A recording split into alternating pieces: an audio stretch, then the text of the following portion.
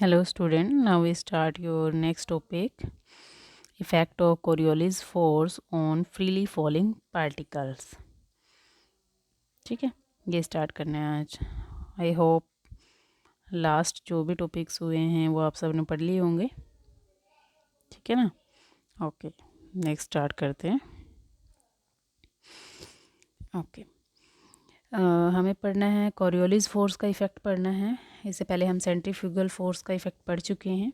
ठीक है, तो नाउ स्टार्ट करते हैं। लेके चलते हैं कि आपके पास सपोज करो ये अर्थ है आपकी। ठीक है, और अर्थ पे कोई पॉइंट आपने पी लिया, ये जिसका जो अर्थ के सेंटर से यदि एंगल लिया जाए, लैटिट्यूड यदि देखा जाए तो वो लैम्डा है। ये हमने लैम्डा कंसिडर किया है। ओके, ठीक है। और जो आपके पास है, सपोज करो अर्थ सरफेस है आपका, तो अर्थ सरफेस पे हमने एक्स लिया और वाई लिया। ये अर्थ सरफेस पे लिए हुए हैं आपने। ठीक है, और आउटवर्ड द सेंटर जो है हमने जेड डायरेक्शन लिया, मतलब बाहर की साइड है ये जेड डायरेक्शन आपकी एक तरह से। क्लियर? ओके, अब हमें क्योंकि फ्रीली फॉलिंग पार्टिकल के लिए बात करनी है तो हम ये लेके चलें कि जो आपका पार्टिकल है कोई इस पी डैश पॉइंट पे है और वहाँ से ये फ्रीली फॉल हो रहा है, और ये हाइट जो है वो हमारे पास एच है। क्लियर है? ये चीज़ लेके चल रहे हैं हम। ठीक है, और अर्थ के लिए आपको पता ही है कि जो अर्थ है वो तो खुद रोटेट कर रही है। अर्थ तो खुद भी रोटेट करती है ना, तो जो रोटेशन है उसकी वो आपके पास कहाँ से कहाँ होती है, वेस्ट टू इस डायरेक्शन में रोटेट करती है आपकी अर्थ।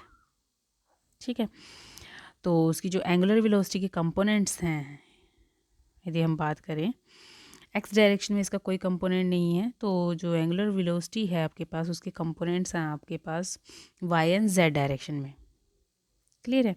यदि ओमेगा वाई के साथ कुछ एंगल लैम्डा, ये एंगल वाई के साथ बना रहा है, तो उसमें क्योंकि ये ओमेगा एक्चुअली है आपका वाई जेड प्लेन में। ठीक है, यदि ये वाई जेड प्लेन में है तो इसके कंपोनेंट वाई जेड प्लेन में ही होंगे, तो एक वाई की डायरेक्शन में होगा और एक जेड की डायरेक्शन में। तो वो हमने इस तरह से लिख सकते हैं ओमेगा को, ओमेगा वाई जी cap plus omega Z k cap. Okay, ठीक है। ओमेगा वाई आपके पास वाई के अलोंग है जिसके साथ इसने एंगल लैम्डा बना रखा है, तो इसलिए ओमेगा कोस लैम्डा लिख सकते हैं, और जेड के साथ ओमेगा साइन लैम्डा हो जाएगा उसका परपेंडिकुलर डायरेक्शन। ये वैल्यू यदि इस इक्वेशन में पुट करते हैं तो आपके पास ये इक्वेशन आ जाती है। क्लियर है? ओके, ये आ गया आपके पास, ये क्लियर हुआ कि क्या कर रहे हैं हम। ठीक है, अब हमने ये कंसिडर किया कि कोई बॉडी है जिसका मास m है और वो ड्रॉप कर रहे हैं हम p डैश पॉइंट से, और p डैश मैंने बताया वो यहाँ है पॉइंट आपका। ठीक है, और h हाइट पे है वो। ठीक है, let body acquire a velocity v, acquire कर लेती है due to gravity at any instant of time t। किसी टी टाइम पे जब वो गिरेगी तो उसमें वेलोसिटी आएगी, तो किसी टी टाइम पे हम ये लेके चल रहे हैं कि उसमें वेलोसिटी वी आ जाती है। तो वो कितनी वेलोसिटी आती है आपके पास? वेलोसिटी आती है v x i cap plus v y j cap plus v z k cap. ठीक है, ठीक है, ये वेलोसिटी आ रही है आपके पास। अब हमें पता है कि बॉडी हम एक्स वाई जो है वो सरफेस के साथ लेके चले ना अर्थ के, जेड आपका है अपवर्ड डायरेक्शन में जो था। ठीक है, अब क्योंकि बॉडी जब गिरेगी ऊपर से नीचे की साइड ही गिरेगी ना, तो जेड की कौन सी डायरेक्शन हो जाएगी? नेगेटिव डायरेक्शन, तो इसलिए वेलोसिटी में ये जेड डायरेक्शन नेगेटिवली है। अब जब बॉडी गिर रही है आपकी, अब ऊपर से नीचे ही गिर रही है, तो एक्स में और वाई में तो इसका कोई वो नहीं है, क्योंकि ये तो दोनों सरफेस पे थे ना एक्स और वाई, तो जेड है अपवर्ड डायरेक्शन में, तो सिर्फ और सिर्फ वेलोसिटी किस डायरेक्शन में होगी? जेड डायरेक्शन में वेलोसिटी होगी। तो इसका मतलब हम यहाँ वेलोसिटी सिर्फ जेड कंपोनेंट ही वेलोसिटी का लेंगे और वेलोसिटी आपके पास आ जाएगी ये। ठीक है, v is equal to minus r v z k cap. ठीक है, यहाँ तक क्लियर है? आई थिंक क्लियर ही होगा सबको। ठीक है, ओके, कोई डाउट है तो पूछ सकते हो बच्चे आप। ओके, नेक्स्ट, अब हमें निकालना क्या है? कोरियोलिस फोर्स का इफेक्ट निकालना है। हमने जो एंगुलर वेलोसिटी उसके कंपोनेंट भी देख लिए क्या हैं, और जो जिस इतनी वो वेलोसिटी गेन कर लेगा पार्टिकल किसी टी टाइम पे, उसके कंपोनेंट भी चेक कर लिए क्या है। तो यदि कोरियोलिस फोर्स की यदि बात करें तो कोरियोलिस फोर्स आपके पास क्या होती है? कोरियोलिस फोर्स है आपके पास -2m ओमेगा क्रॉस v।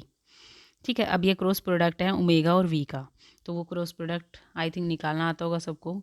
इस तरह से निकाल सकते हैं डिटर्मिनेंट की फॉर्म में, आई जे के, और ओमेगा का एक्स में कोई डायरेक्शन में कंपोनेंट नहीं था, वाई और जेड में था, और वेलोसिटी का कंपोनेंट सिर्फ और सिर्फ जेड डायरेक्शन में था। यदि इसको सोल्व करें तो ये आएगा आपके पास में जो कोरियोलिस फोर्स है वो सिर्फ एक्स डायरेक्शन के अलोंग आएगी आपकी, ठीक है।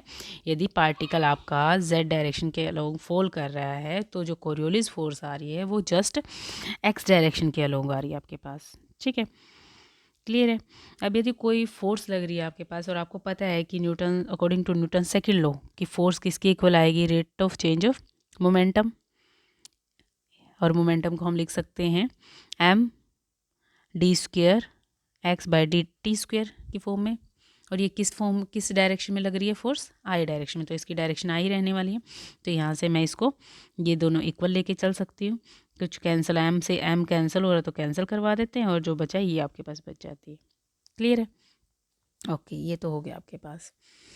अब जो वेलोसिटी पार्टिकल ने ऊपर से नीचे गिरते हुए जो वेलोसिटी गेन कर लिए है आपकी वी जेड, अब ये देखते हैं कितनी गेन की है। अब देखो जब पार्टिकल यहाँ था upper direction P dash point पे, इनिशियली वेलोसिटी उसकी कितनी थी, 0 थी, और फाइनली उसने वी जेड गेन कर ली कितने टाइम पे, टी टाइम पे उसने ये वेलोसिटी गेन कर ली।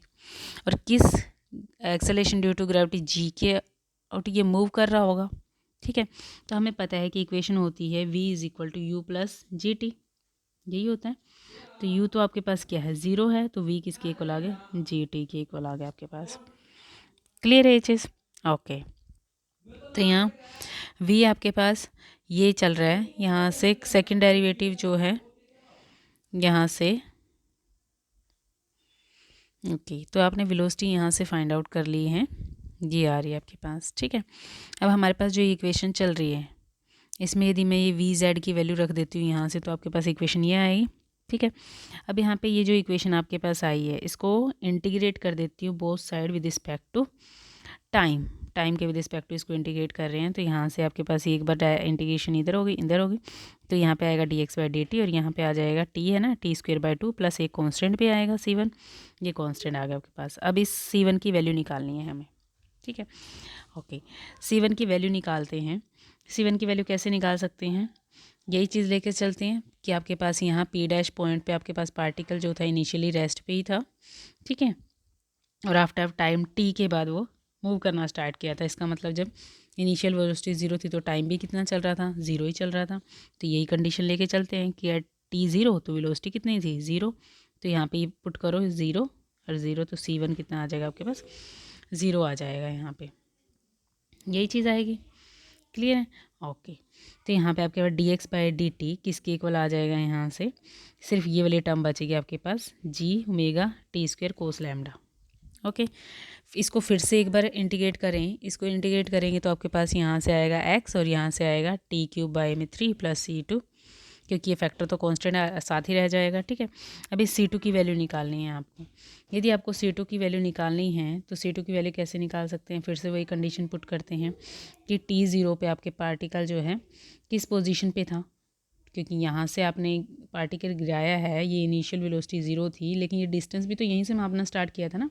मीन्स यहाँ पे हमने x 0 माना होगा, जो डिस्टेंस है आपका वो 0 माना होगा, तभी तो यहाँ फॉलो होना स्टार्ट हुआ था, ये जो डिस्टेंस आपके पास आ रहा था, ठीक है। तो वही डेविएशन देखने कि वो यहाँ से इधर कितना गिरा है, कि प्रॉपर यहाँ ना गिर के वो कितना डेविएट होके गिरा है आपका, ठीक है। तो सपोज करो वहाँ पे क्या था आपके पास, x 0 था, तो यहाँ से x 0 था T0 पे, तो C2 भी कितना आ जाएगा आपके पास, 0 आ गया। x की वैल्यू कितनी आ जाएगी यहाँ पे, C2 0 पुट कर, तो ये आपके पास x की वैल्यू आ जाती है। ओके, ठीक है ये चीज़।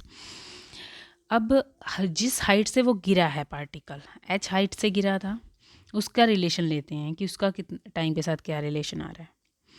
हमें पता है कि वो हाइट h से गिरा है, कितने टाइम में गिरा, t टाइम में गिरा है।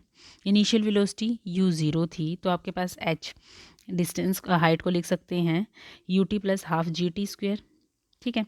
u 0 है तो h आपके पास आएगा half G T square, t की वैल्यू निकाले तो आएगा √2h बाई जी। क्लियर है। ये जो t की वैल्यू हमने निकाली है, ये वैल्यू जाके हम यहाँ पे पुट कर देते हैं x वाले एक्सप्रेशन में, तो आपके पास यहाँ से ये वैल्यू आती है।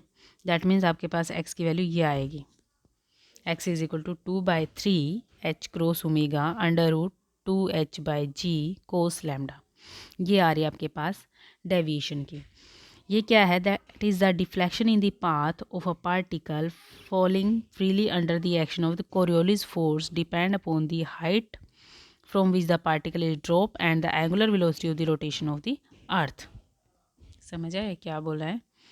क्योंकि लैम्डा जी ये तो सब कांस्टेंट ही थे, तो आपके पास कितनी हाइट से वो गिरी है उसके प्रोपोर्शनल आ रहा है, और कितनी वेलोसिटी, एंगुलर वेलोसिटी से वो रोटेट कर रही थी उस पर डिपेंड कर रही है वो डेविएशन आपकी, कि वो एक्स के अलोंग कितना डेविएट करेगा, यहाँ से सीधा यहाँ ना आके वो कितना डेविएट करेगा। तो वो आपका ओमेगा एंड एच, इस हाइट एच पे डिपेंड कर रहा है। ओके, आई थिंक सबको क्लियर हुआ होगा। एक बार जैसे जैसे आप वीडियो देख रहे हैं साथ साथ अपने आप भी कॉपी पे करके देखोगे तो उससे ज़्यादा क्लियर होगा और इजीली सॉल्व हो जाएंगे स्टेप। ठीक है, कोई डाउट आता है तो पूछ सकते हो। Okay, thank you.